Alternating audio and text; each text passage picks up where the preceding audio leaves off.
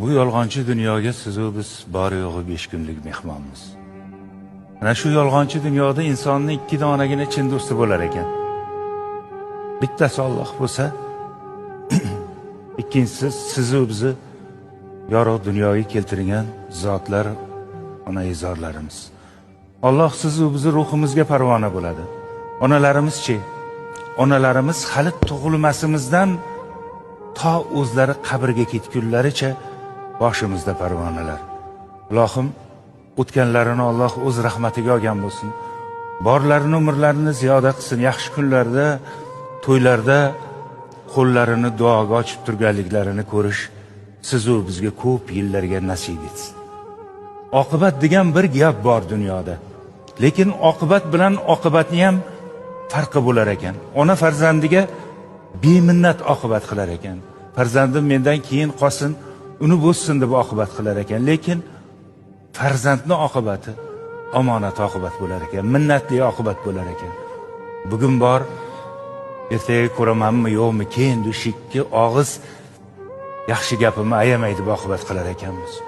Bugun kelib erta ketguvchi mehmonga qilganday oqibat qilar ekanmiz.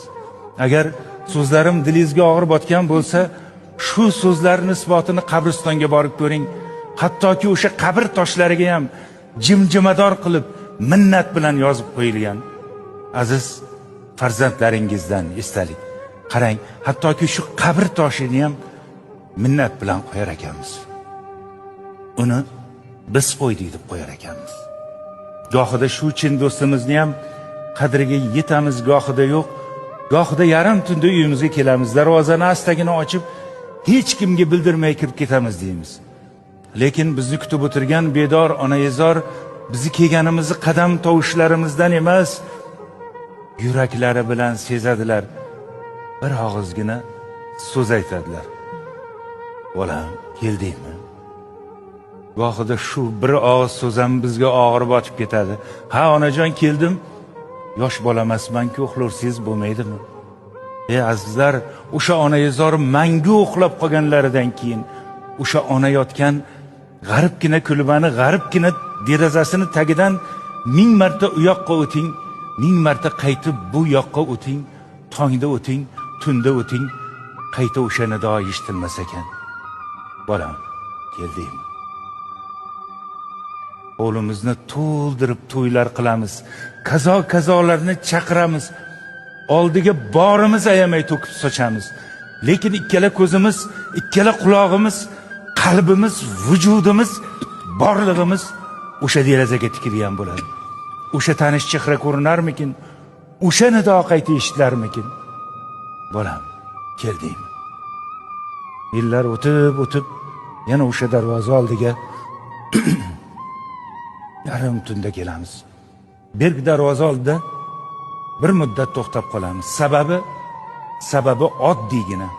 O'sha topganimizni qo'shqo'llab qo'liga tutqazganimiz farzandlarimiz ham, jonimizdan ortiq suyganimiz suyukli yorlarimiz ham onaizorchalik bizni yarim tunga qadar, tongga qadar kutib o'tirishga toqatlari yetmay uxlab qolar ekan.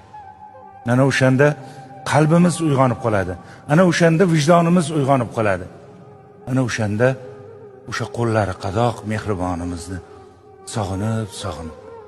sog'inib ketamiz.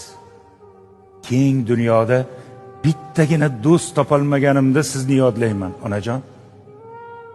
Boshim kulfatlardan chiqmay qolganda sizni sog'inaman, onajon. Yomon kunlarimni ko'p ko'rdingiz.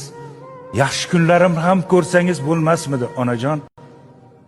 Derazamga qo'ngan kapalakni qanotlarini silayman. Xuddi sizni oppoq sochlaringizni silaganday. Ehtimol u sizning ruhingizdir. Tez kelib turing, meni qo'llab turing, onajon. Sizni ko'p sog'inaman.